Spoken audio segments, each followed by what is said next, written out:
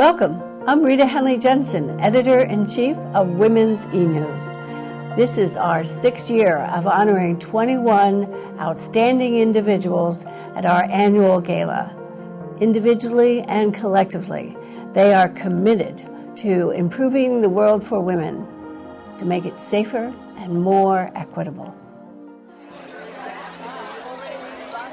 It's always a thrill for me and the whole Women's eNews staff to talk with so many dynamic and committed leaders. This year, we once again gathered at New York's iconic Central Park restaurant, Tavern on the Green, which also happens to be a great example of a woman-owned and operated business. The more than 300 women and men who attended our awards dinner are also a great example of the power and reach of Women's eNews and the 20 women and 1 man this diverse group came to support and applaud. This year's event was particularly touching for me. I met for the first time a woman I had considered a friend for more than 30 years. Way back then, in the early 70s, I was a student mom, studying at Ohio State University, mother of 2, and a member of the Single Mother Support Group.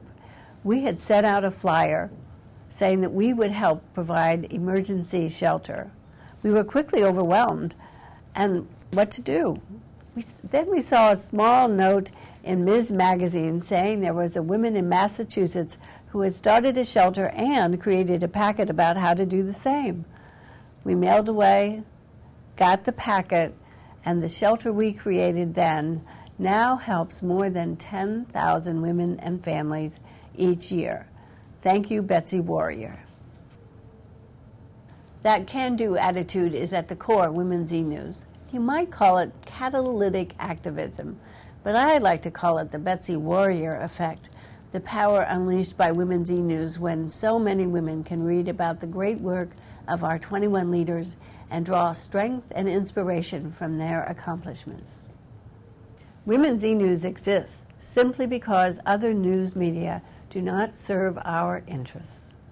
An excellent example is the Washington Post, the newspaper that is a must-read for our nation's policymakers.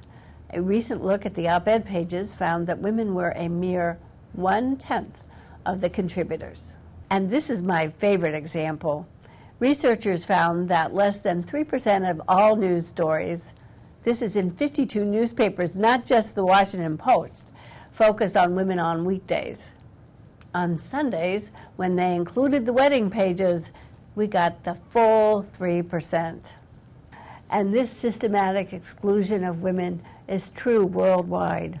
The statistics swing a bit from nation to nation, but the bottom line is we are not heard, our leaders are ignored or mocked, and our issues suffer the same fate.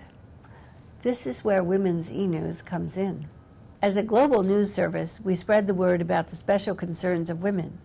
We cover the debates about the crucial issues affecting our lives, and we spotlight the exciting leaders who are trying to solve our problems. Women's eNews has more than 300,000 visitors to our website each month. More than 300,000. We have 40,000 subscribers who forward our news far and wide. And along the way, we've won 26 awards for our journalism. We also have developed Arabic Women's eNews, and its readership has doubled in the last year, reaching women living under some of the most repressive circumstances. It all comes back to that Betsy Warrior effect, and we do it every day.